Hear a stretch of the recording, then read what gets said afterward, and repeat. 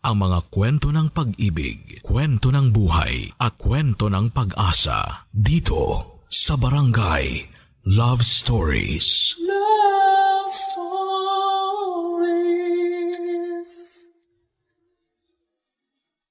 Walang perpektong pamilya at wala ring perpektong magulang. Pero hindi kasama sa pagiging hindi perpekto ang pabayaan ng magulang ang kanilang mga anak. Ikaw kabarangay, handa ka bang magbigay ng kapatawaran sa magulang mo na hindi nagbigay ng tamang pagmamahal para sa iyo? Dear Papa Dudut, lahat daw tayo ay pwedeng magkamali at dahil walang perpektong tao, dapat daw na palagi tayong marunong magpatawad. Pero hindi lahat ng kasalanan o pagkukulang ay madaling kalimutan. Lalo na kung nag-iwan ito ng malalim na sugat sa mga puso natin. Magandang tanghali po sa inyong lahat at sa lahat ng kabarangay natin na nakikinig ngayon. Itago niyo na lamang po ako sa pangalang Elaine, 27 years old at nagtatrabaho sa isang insurance company dito sa Mandaluyong. Matagal na akong listener ng Barangay LS 97.1 at halos araw-araw ako nakatutok talaga at nakikinig sa inyo lalo na sa ganitong katanghalian. Kaya naman kayo rin po talagang naisip ko na kwentuhan at hinga ng payo tungkol sa bagay na gumugulo sa isipan ko. Lumaki nga pala ako sa isang simple pero hindi ko masasabing tahimik na pamumuhay. Kasama ko ang mga magulang ko sa bahay namin at madalas ko silang naririnig o nakikita na nag-aaway. Marami silang mga bagay na pinag-aawayan pero pinakamadalas ay ang pambababae ng tatay ko, Papa Dudut.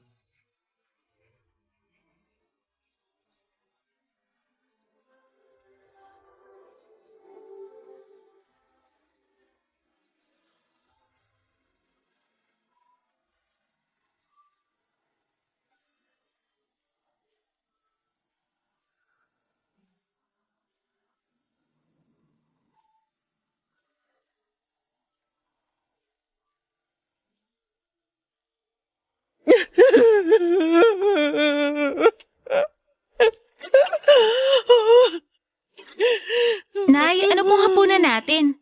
Nagugutom na po kasi ako, tsaka... Nay? Umiiyak po ba kayo? Nay, ano pong nangyari? Bakit po kayo umiiyak? Elaine, ang tatay mo. Wala na siya. Umalis na siya. Iniwan niya na tayo. Ano pong ibig niyong sabihin na iniwan niya na tayo? Umalis siya kanina at dinala niya na mga gamit niya. Ha? Pero bakit po yung ginawa ni tatay? Dahil lang sabi niya, buntis na raw ang kabit niya at kailangan niya ng panagutan yung babae na yon. May kabit na naman po si tatay? Oo, Elaine. Matagal ko nang alam yon at hindi ko lang sinabi sa'yo kasi ayokong masira ang atensyon mo sa pag-aaral. Matagal nang gustong makipaghiwalay sa akin ang tatay mo pero nakiusap lang ako sa kanya na huwag niya tayong iwanan. Na okay lang sa akin kahit may kabit siya.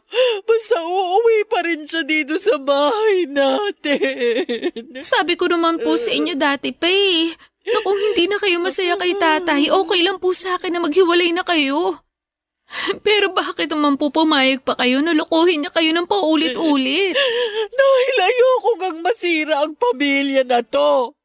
Hindi mo ba naiintindihan yun? Gusto kong manatili tayong buo sa bahay na to. Kahit alam niyo na hindi na kayo mahal ni tatay? Oo! Ayos lang sa akin ang lahat basta magkakasama tayo. Ayos lang talaga sa akin. Kaya hindi ko maintindihan kung bakit kailangan pa tayong iwan ang tatay mo. Tanggap ko naman kahit nalaman kong buntis na ang kabit niya. Sinabi ko sa kanya na ayos lang kahit... Nay, naririnig niyo po ba yung sinasabi niyo? Ayos lang po talaga sa inyo kahit nabuntis ni tatay ang kabit niya? Wala na po ba talaga kayo natitirang respeto para sa sarili nyo? Hindi mo kasi ako naiintindihan, Alin. Nay, mahal ko rin naman po si tatay. Pero hindi na po talaga tama ang ginagawa niya sa inyo. Kaya wala na rin ako nakikitang dahilan para mahalin at irespeto ko pa siya bilang tatay ko. Huwag mo gang sabihin yan. Tatay mo pa rin siya. Kung marunong siya magpakatatay, hindi siya aalis ng bahay na to. Hindi niya kayo lolokohin. At hindi siya magkakaroon ng anak sa ibang babae. Kaya gumising na po sana kayo. Huwag niyo na pong iyakan ng isang walang kwentang tao na gaya niya. Hindi ko kaya. Hindi ko kaya na mawala siya sa buhay ko, anak. Hindi ko kaya na mawala siya sa atin. Kakayanin niyo po, Nay. Kakayanin niyo para sa akin. Kakayanin po natin mabuhay nang wala siya. Pangako, hindi po ako mawawala sa tabi niyo. Gagawin ko ang lahat para mabuhay tayo nang wala si tatay sa bahay na to.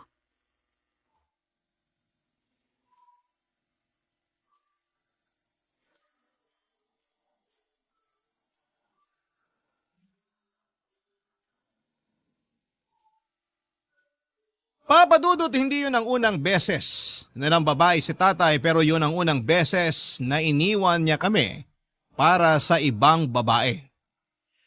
Sobrang nasaktan ako noon para kay nanay kasi saksi ako sa ilang taon na pagtitiis at ilang beses na pagpapatawad na ginawa niya kay tatay. Bata pa lamang ako ay naririnig ko ng ilang beses nang nahuli ni nanay ang mga kalokohan ni tatay, Papa Dudut, pero pinapatawad niya pa rin ito. Ang sabi niya pa noon ay ginagawa niya yon para sa akin kasi ayaw niyang lumaki ako sa isang wasak na pamilya. Mula nang umalis si tatay sa bahay namin ay hindi na siya muling bumalik pa. Minsan nga ay uuwi ako sa bahay namin nang wala pa si nanay tapos ay malalaman ko na lamang na pinuntahan pala niya si tatay at pinakiusapan niyang umuwi na ng bahay namin. Grabe, yung lungkot at sakit na nararamdaman ko noon para kay nanay. Dahil ilang beses ko siyang nakikitang umiiyak at tinatanong ang sarili niya kung saan ba siya nagkulang bilang asawa ng tatay ko.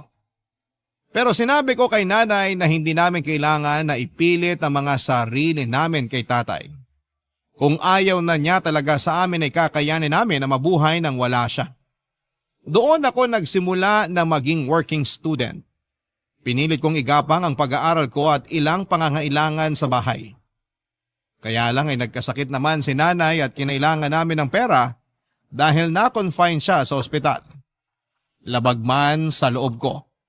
Pinuntahan ko si tatay sa bahay ng kabit niya para humingi ng tulong sa kanya, Papa Dudut.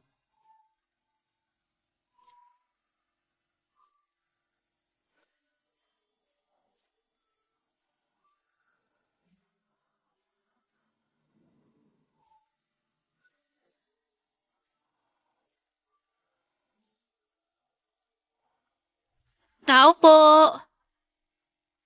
Tao po! Tay, nandito po ba kayo? Tao po! Oh, Alin, anong ginagawa mo dito? Tay, gusto ko po kasi kayo makausap. Paano mo nalaman kung saan ako nakatira? Nakita ko po sa maliit na notebook ni nanay na palagi niyang dala kapag umaalis siya ng bahay. Bakit ka ba nandito? Kailangan ko po kayo makausap, Tay. Umalis ka na, dahil wala naman tayong dapat pag-usapan. Kailangan ko po ng tulong niyo, Tay.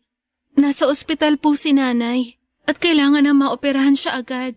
Hindi ako doktor, kaya bakit ako pinuntahan mo? Dahil kailangan ko po ng pera at hihingi po sana ako ng tulong sa inyo. Pasensya na pero wala akong pera, kaya makakaalis ka na. Tay, nakikiusap ako. Huwag niyo muna akong pagsaraduhan ng pinto. Sinabi ko na nga na wala kang mapapala sa akin, di ba? Kaya umalis ka na, Alin! Tay, hindi ko naman po talaga gustong pumunta dito sa bahay niyo eh. Ayun naman pala eh! Bakit ayaw mo pang umalis? Baka maabutan ka pa ng... Ano? Ng kabit mo?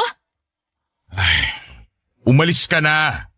Hindi talaga kita matutulungan dahil marami rin kaming gastusin dito sa bahay. Tay, nakikiusap po ko. Wala na po kasi talaga akong ibang malapitan. Pero wala nga akong kahit anong tulong na maibibigay sa'yo. Buntis sa kinakasama ko. Kaya gipit din kami sa pera ngayon. Gipit? Talaga? O sadyang wala ka na lang talagang pakialam kay nanay? Tay, baka nakakalimutan nyo na mag-asawa pa rin kayo ni nanay. Nag-usap na kami ng nanay mo. At alam niyang wala na akong responsibilidad sa kanya dahil tapos na ang lahat sa aming dalawa. At kasama po ba ako sa sinasabi niyong responsibilidad? Kahit hanggang ngayon at kahit kailan, hindi na magbabago na anak mo pa rin ako. Bakit hindi kayo makasagot? Kasi nahihiya kayong aminin na tinalikuran niyo na pati ang pagiging tatay niyo sa akin. Tay, hindi naman po talaga ako pumunta dito bilang anak niyo. Dahil mula nung umalis kayo sa bahay, tinanggap ko nang wala na akong tatay. Pumunta ako dito bilang anak ni nanay na humihingi ng tulong para sa kanya. Pero mukhang wala rin talaga ako mapapala dito dahil napakatigas ng puso niyo. Mali pala. Wala pala talaga kayong puso. Umalis ka na. Dahil ayoko maabutan ka pa rito na kinakasama ko. At baka makasama pa sa pagbubuntis niya kapag nakita ka niya. Buti pa sa pinagbubuntis ng kabit niyo, concerned kayo. Pero sa akin na anak niyo kay nanay, wala talaga kayong pakialam. Dahil alam kong kaya mo na ang sarili mo. Kakayanin ko kasi wala na talaga akong tatay. Kakayanin namin ni nanay na wala ka na sa buhay namin. At tandaan niyo, ito ang kahuli-hulihang pagkakataon na ituturing ko kayong tatay ko.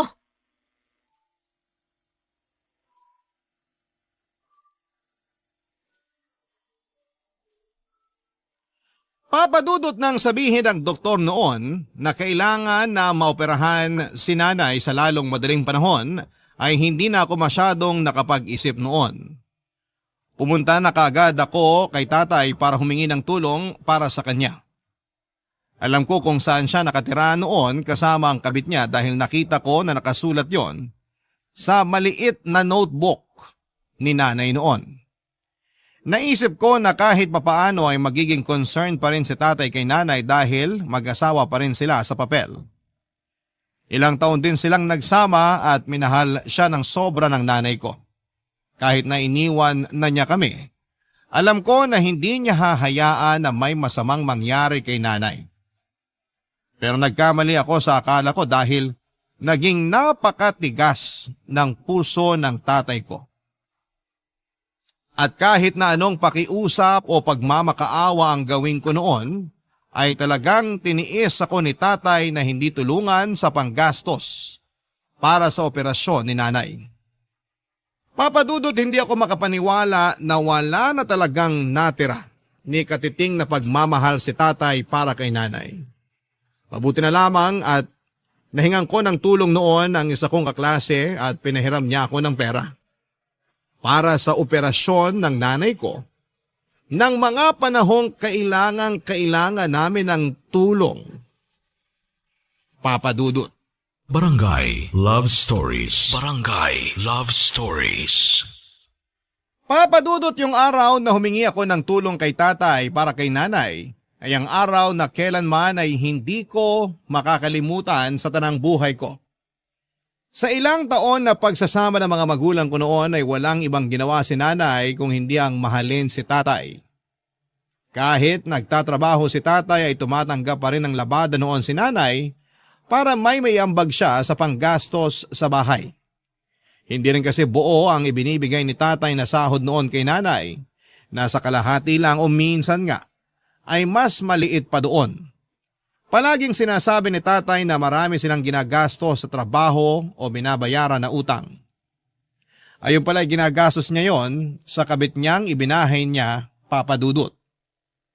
At pagkatapos niya akong hindi tulungan na maoperahan si nanay ay tinatako na talaga sa isipan ko na patay na ang tatay ko.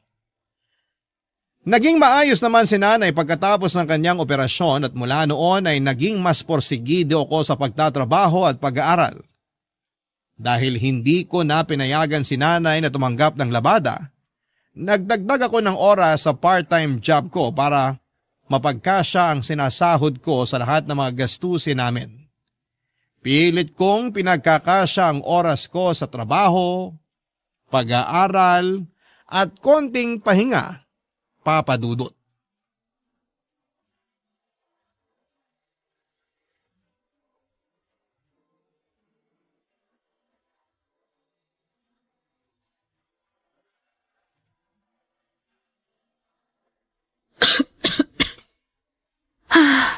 Ang hirap naman itong nire-review ko. Alin, anak? Oh, Nay. Bakit gising pa po kayo? Mag-aalas 2 na po na madaling araw Hindi rin kasi ako makatulog, saka naririnig ko na rin kasi ang pag-ubo mo. Nagising po ba kayo dahil sa pag-ubo ko? Pasensya na po kayo kasi hindi ko rin po talaga mapigilan Ayos lang. Hindi lang din naman talaga ako makatulog. Eto ginawang kita ng calamansi juice. Naku, salamat po. At yan po talaga ang kailangan ko. Sakto kasi dito niyo pa tinimpla sa paboritong tasa ko. Siyempre naman, alam ko na itong tasa rin ang gusto mong palaging iniinuman. Pero bakit ba hindi ka na lang muna magpahinga? Ilang araw ka na ring puyat at inuubo. Hindi po pwede kasi maaga rin po ang exam ko mamaya. Hindi ka na ba talaga matutulog? May oras pa naman po ako para umidlip. Kasi malapit na rin po ako matapos dito sa nire-review ko. Ang sarap po nitong calamansi juice na ginawa nyo. Naku, mabuti naman at nagustuhan mo. Kasi alam ko na makakatulong din yan para hindi na masyadong mangati ang lalamunan mo. Malaking tulong po talaga to. Salamat po. Medyo gagabahin nga po pala ako ng uwi mamaya. Kasi magdadagdag po ako ng oras dun sa part-time job ko. Bakit naman magdadagdag ka pa ng oras sa trabaho? Nagpaalam po kasi yung isang katrabaho ko na hindi siya makakapasok mamaya dahil masama yung pakiramdam niya. Ako na po nag-volunteer na saluhin yung shift niya. Masama din naman ang pakiramdam mo, kaya dapat hindi mo na ginawa yun. Konting pahinga lang naman po ang kailangan ko pagkatapos ng klase ko. At saka, bayaran na rin po kasi ng bills natin para sa tubig at kuryente. Kaya kailangan ko rin po talaga magdagdag ng oras sa trabaho. Pasensya ka na anak ha. Wala na akong naitutulong halos dito sa bahay. Ano po ba yung sinasabi niyo, Nay?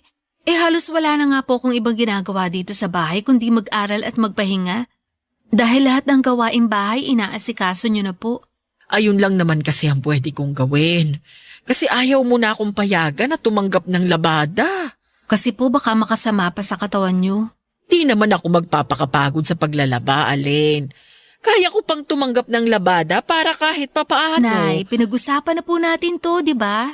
Oo na. Ang gusto ko po, nandito lang kayo palagi sa bahay. At kung kikilos man kayo, yung mga gawain lang dito sa bahay. Ayoko na po na masyado niyong pinapagod ang sarili niyo. Pero nahihiya na kasi ako sa iyo, anak.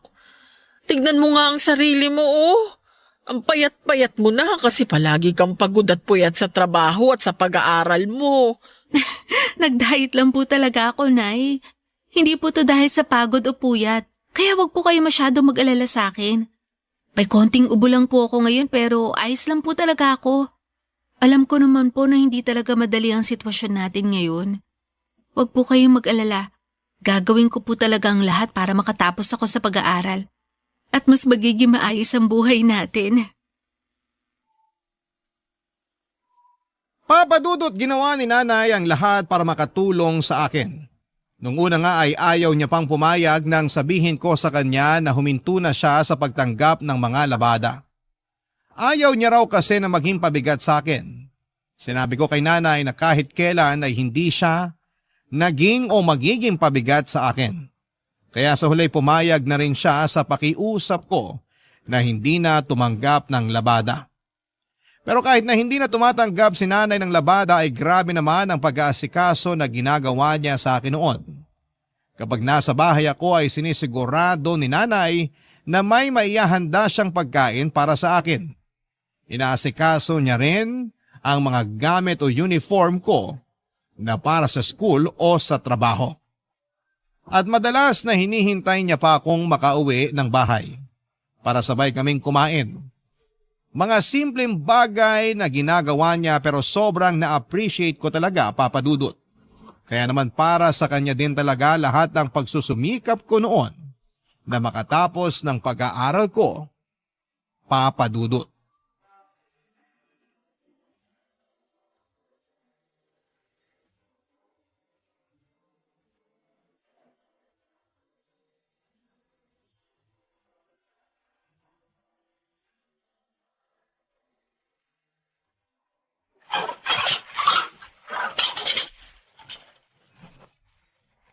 Alain, tulungan na kita dyan sa pagliligpit mo. Ayos lang po, Nay. Patapos na rin po ako dito. Sigurado ka ba? Opo, kasi mga baso na lang naman yung binabanlawan ko dito. Okay. Sige, pero napagod ka ba kanina sa pag-aasikaso ng mga bisita para sa celebration natin ng graduation mo? Hindi naman po, Nay. Kayo nga po ang iniisip ko kasi alam ko na kayo ang mas napagod. Dahil sa mga ginawa niyong pagluluto ng mga pagkain para sa handa ko. Sabi ko naman po kasi sa inyo mag-order na lang tayo ng mga pagkain eh. Mas makakamura kasi tayo kung ako ang magluluto. At yun naman ang nangyari, di ba? Malaki ang natipid natin kanina dahil ang mura ng mga gulay at karne na binili ko. Binenta ng mga suki ko ng mas mura ang mga paninda nila sa akin nung sabihin ko na para sa'yo yon, para sa graduation celebration natin ang pagtatapos mo sa pag-aaral. Talaga po, Nay? Oo. Nakakatuwa naman po sila. Sakto nga lang din po yung niluto nyo eh, kasi konti lang yung mga bisita natin kanina. Sabi ko naman kasi sa'yo, imbitahan mo lahat ng kaklase mo para malaman nila kung gaano kasarap magluto ang nanay mo. Alam naman na po yun ng mga kaklase ko, kasi madalas nyo akong pinapabaunan ng pagkain para sa lunch ko. At saka, busy rin po yung mga yon kasi may celebration din ngayon sa mga bahay nila. Pero thank you po. Kasi ang aga niyo pong nagising kanina para mamalengke at mag-asikaso ng mga lulutuin. Wala yun, anak. Hindi rin naman ako masyadong napagod. Sigurado po ba kayo? Parang narinig ko po kasi kanina na sinabi niyo kay Ninang na medyo sumasakit ang balakang niyo. Anak, hindi naman yun dahil sa ginawa kong pagluluto sa buong umaga. Sadyang tumatanda na rin talaga ang nanay mo. Kaya may mga ganito na akong pananakit ng katawan na nararamdaman. Kaya nga po ayoko na masyado kayo nagpapakapagod dito sa bahay.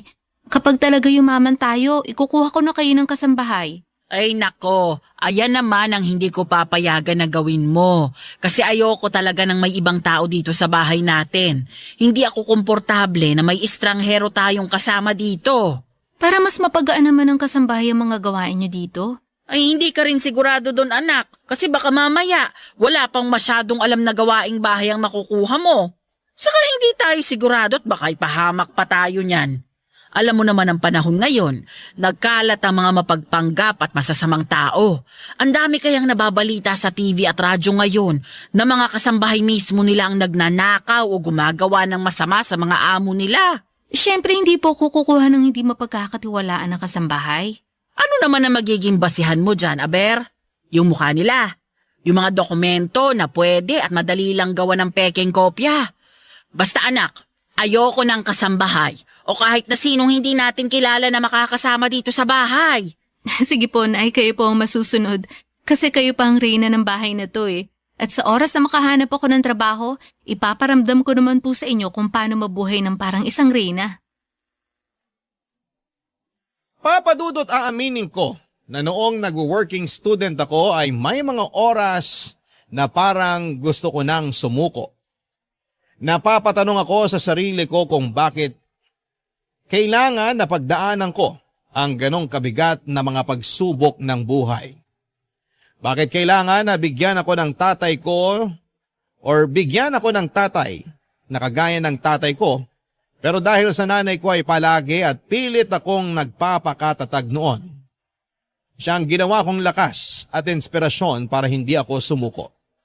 Iniwan man kami ni tatay noon, mag-isa kong itataguyod ang buhay namin ni nanay. Tutuparin ko lahat ng mga pangarap namin kahit kaming dalawa na lamang ang magkasama sa buhay. Hindi madali pero kinaya kong gawin lahat ng yon. Kinaya ko kasi palaging nasa tabi ko si nanay at pinaparamdam ang kanyang suporta, pag-aalaga at pagmamahal. Kaya naman nang makatapos ako ng pag-aaral, alam ko sa sarili ko na si nanay lang ang dahilan kung bakit at paano ko yon nagawa. Siya nag-iisang dahilan para pilit kong abutin ang mga pangarap ko noon sa buhay ng mag-isa. Papa Dudut. Barangay Love Stories. Barangay Love Stories. Papa Dudut, nang makatapos ako ng pag-aaral, ay mas naging porsigido ako sa buhay. Nag-apply kaagad ako, Papa Dudut, ng ibang trabaho at madali naman akong natanggap. Nagpakitang gilas din talaga ako sa trabaho kaya naman mabilis akong na-promote. Unti-unti ay naramdaman kong gumagaan na ang buhay namin ni nanay. Hindi na kami nagigipit sa pera at hindi na rin kami masyadong nagtitipid pagdating sa mga gastusin sa bahay. Madalas na rin kaming kumakain sa labas kahit na walang okasyon noon. Nagawa ko na nga rin noon na iparenovate ang ilang bahagi ng bahay namin. Nakabili ako ng bagong appliances at furnitures tapos ay naipapasyal ko pa si nanay sa iba't ibang lugar sa Pilipinas. Palagi ko ring binibigyan ng pera si nanay para panggastos niya sa sarili niya. Pero dahil hindi naman maluho ang nanay ko ay palagi niya lang ding iniipon ang ibinibigay ko sa kanya. Gusto ko lang din talagang iparamdam kay nanay na malas man siya sa lalaking napangasawa niya, ay suwerte naman siya sa naging anak niya, Papa Dudut.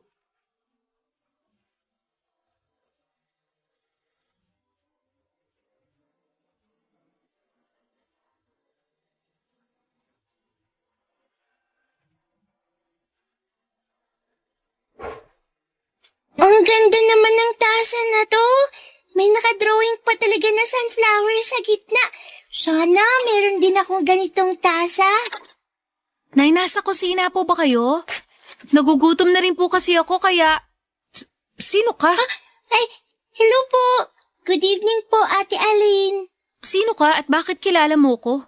Ako po si Abigail. Kapatid niyo po ako. Kapatid? Ano ba yung sinasabi mo? Tsaka ano ba yung ginagawa mo dito sa loob ng bahay namin? Sino nagpapasok sa'yo dito? Abigail, anak? Uy, Alain! Alain, nakauwi ka na pala. Tay! Tita! Buti po nakauwi na kayo. Sakto, kasi nandito na rin po si Ate Aline. Tay, siya po yung ate ko, di ba po? Yung nasa picture na nakalagay sa wallet niyo po. Yung palagi niyo pong kinukwento na maganda, mabait, at masipag na ate ko. Siya nga, Abigail. Siya ang kapatid mo, si Ate Alain. Sabi na nga ba siya yun eh. Hello po, Ate Aline. Huwag mo akong tawaging ate, hindi kita kapatid. Alain! Abigail, mabuti pa pumasok ko muna sa loob ng kwarto kung nasa ang mga gamit natin. Tatawagin ka na lang namin kapag kakain na tayo ng hapunan. Sige po, Tay.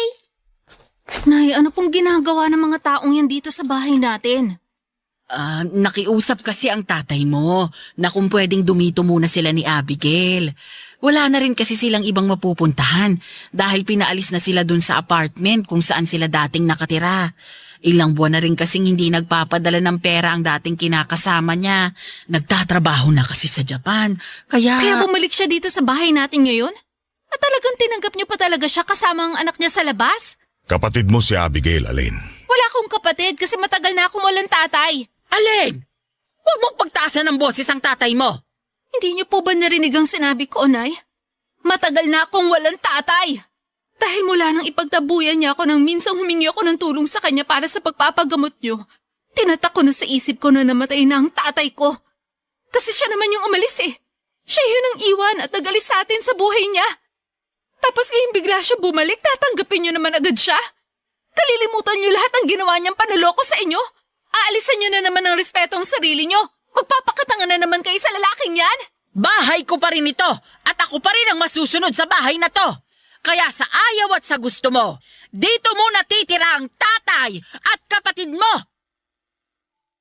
Papa Dudut, pakiramdam ko ay parang bumalik bigla lahat ng galit sa puso ko nang muli kong makita si tatay sa loob ng pamamahay namin. Bumalik bigla sa isipan ko yung pang-iiwan na ginawa niya kay nanay at pagtataboy sa akin noong humingi ako ng tulong sa kanya. Naramdaman ko ulit ang sama ng loob sa kanya dahil sa paulit-ulit na pangangaliwa niya kay nanay. Gustong gusto ko talaga siyang paalasin noon pero hindi ko magawa kasi si nanay na mismo ang nagpatuloy sa kanya sa bahay namin.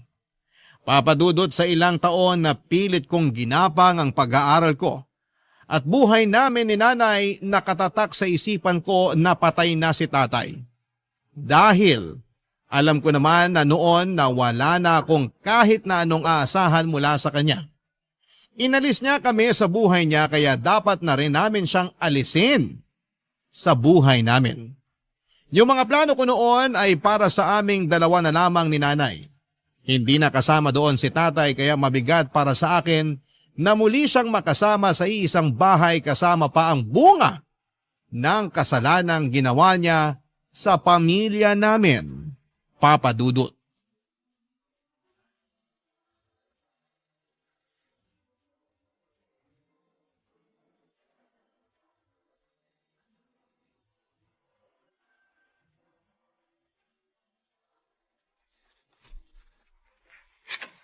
Tita, ano pong ginagawa niyo? Pinagtitimpla ko ng kape ang kapatid mo. Kasi hanggang dito sa bahay, nagtatrabaho pa rin siya kahit araw ng Sabado. Ang sipag nga po magtrabaho ni Ate Alin. Palagi na lang siyang nakaharap sa laptop niya. Pero alam niyo po, ang ganda talaga ng tasa na to. Nagustuhan mo ba yan? Opo, ang cute kasi ng sunflower na nakadrawing dito sa tasa. Paboritong tasa yan ng ate mo. Talaga po? Oo, ito yung madalas na gusto niyang paglagyan ng mga tinitimpla ko sa kanyang inumin. Regalo ko rin sa kanya ito noong 15th birthday niya. At mula noon, ito na yung naging paboritong tasa niya. Kaya po pala parang espesyal sa kanyang tasa na yan. Ganun na nga. Pero wag kang mag-alala. Ibibili rin kita ng ganyan kapag may nakita na ako sa palengke. Yay! Thank you po, tita. Pero okay lang po ba kung ako nang magdala ng kape ni Ate Aline sa kanya? Sigurado ka? Gusto mong ikaw ang maghatid nito sa Ate Aline mo? Opo, okay lang po ba? Oo naman, sige. Eto, dalhin mo na tong tasa ng kape sa sala kasi andun ang kapatid mo. Sige po, ako na pong bahala dito. Salamat, Abigail. Pupunta lang din ako sa likod ng bahay. Tutulungan ko ang tatay mo sa paglilinis doon. Dadalhin ko na rin po tong tasa ng kape ni Ate Aline. Aray! Oh, hala, nabitiwan ko yung tasa ng kape ni Ate Aline. Ano yung nabasag? Teka, paboritong tasa ko yan ah! Ate Aline, sorry po. Nabitiwan ko yung tasa ng kape kasi hindi ko po napansin na may tsinelas pong nakaharang sa dadaanan ko. Pero hindi naman po ako nasaktan kasi malayo sa paa ko Ano ba sa tingin mo ang ginagawa mo? Hindi mo ba alam na regalo pa sa akin ni nanay ang tasang yan? Tapos babasagin mo lang? Ate Aline, hindi ko naman po talaga sinasadya. Sorry po. Anong hindi mo sinasadya? Halika nga dito! Aray, ate, nasasaktan po ako. Bitiwan niyo na po ang braso ko. Alam mo, ikaw? Gawain mo rin talaga manira ng mga gamit dito sa bahay namin, no? Dahil ikaw din ang dahilan kung bakit nasira ang pamilya namin. Alam mo ba yon, ha? Ikaw ang sumira sa pamilya namin. Kaya dapat sa'yo tinuturuan ng leksyon para maputol agad yung mga sungay mo. Aray ko, tama na po. Huwag niyo na po ako paluin. Tatay, tita, tulungan niyo po ako. Ayoko Ano bang nangyayari dito? Oh, Diyos ko! Alain! Anong ginagawa mo sa kapatid mo? Alain! Bakit sinaktan mo ang kapatid mo? Abigail, halika na dito. Tay! Ayos ka lang ba? May masakit ba sa'yo? Ayoko na po dito, Tay. Umalis na po tayo. Ayoko na po sa bahay na to. Pagsabihan niyo yung batang yan. Nasasanay siya manira ng mga gamit dito sa bahay. Tay, hindi ko naman po talaga sinasadya na mabitiwan yung tasa ng kape. Kasi may nakaharang pong tsinela sa dinadaanan ko. Nasugatan ka? Napasok ko ba na mainit na kape? Hindi naman po ako nasugatan o napasok.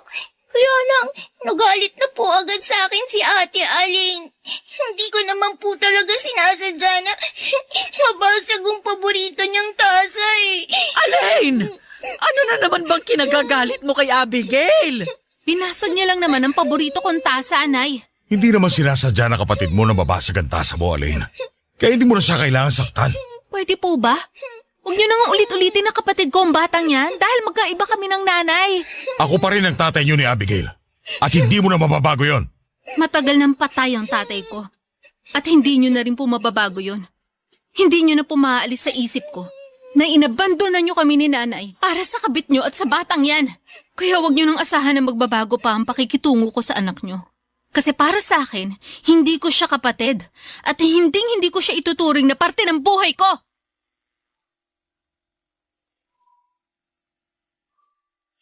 Papa Dudut, tutol talaga ako sa muling pagbabalik ni tatay sa bahay namin tapos ay sinama niya pa ang anak niya sa kabit niya.